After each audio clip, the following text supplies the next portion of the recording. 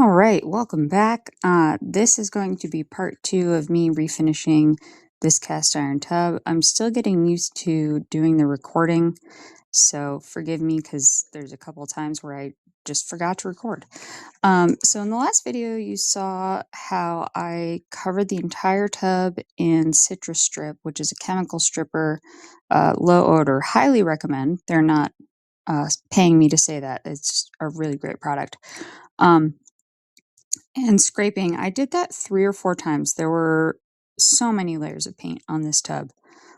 So it really took a lot of elbow grease and time to get it off. But even after scraping it multiple times, there was still a little bit of this residue, and you can kind of see the pinkish tint that some of the tub had. So what I did was I actually took some mineral spirits and wipe down the whole tub. And that's what that first clip was. And right after that, I took some denatured alcohol because using the mineral spirits actually left a residue as well, just kind of this oily residue. So I had to get the denatured alcohol and rub off the mineral spirits, and that also had the benefit of totally drying the cast iron, so just making it super, super, super dry. After that, I went in and kind of had a blank surface, and I started priming. So you saw me attempt to tape off some things. I originally thought that I was going to spray paint this, but just because of the way the spray paint was coming out, I ended up switching to brush painting,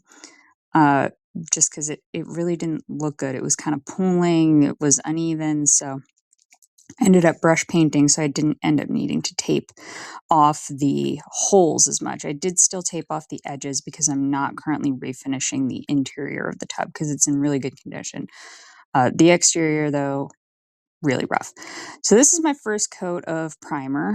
Oil-based primer you want to always use for any kind of metal, cast iron, just because, water-based, you incur the risk of rust. Oil-based is really the way to go for this. I didn't know any of this. This is just from me spending a lot of hours on the internet trying to figure out how to do this. So another thing that I didn't picture was, or that I didn't video, was me just kind of sanding, very roughly wet sanding off after I finished scraping and wiping everything. And that was really important to do just to kind of reduce the texture, because there's places where you really couldn't get all that paint off without another several layers of citrus strip. And I felt like as long as I got it to a good, relatively even place, the primer would do the rest of the work. So I just did a light sand to smooth it out and then put on this coat of primer. And then you saw me vacuuming it up with a shop vac.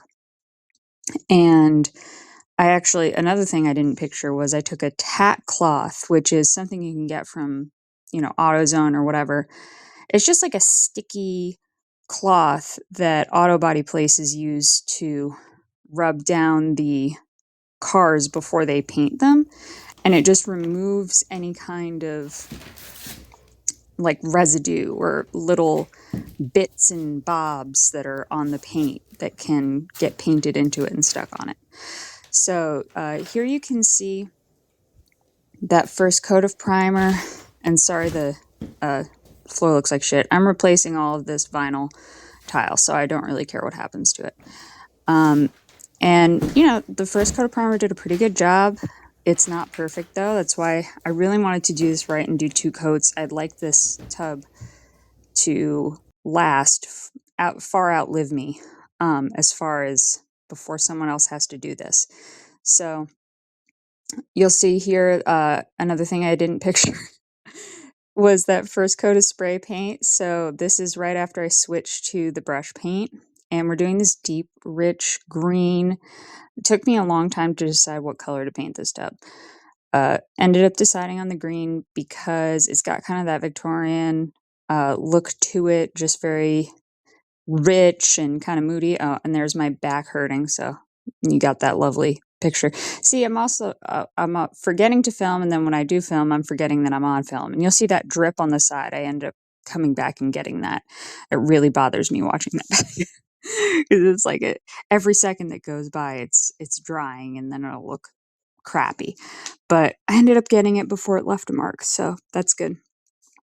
So yeah, this is me just painting this first coat of oil-based paint over the 2 coats of primer. So this is Rust-Oleum Hunter Green High Gloss paint.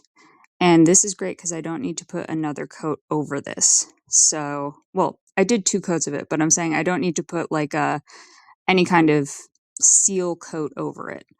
So that's really cool. Getting the legs without having them look like they were overpainted was a real challenge because you have to use so little paint to make sure that you're not clogging up the little details. And that was just really tough. You'll see some of the cast iron, some of the texture here is from the actual cast of the tub. So when it was first forged in the cast iron, you'll see that 5.5, that's the size of the tub. It's a 5.5-foot tub, which is really great. Hopefully you'll be able to fit 2 people. I'm very excited to see.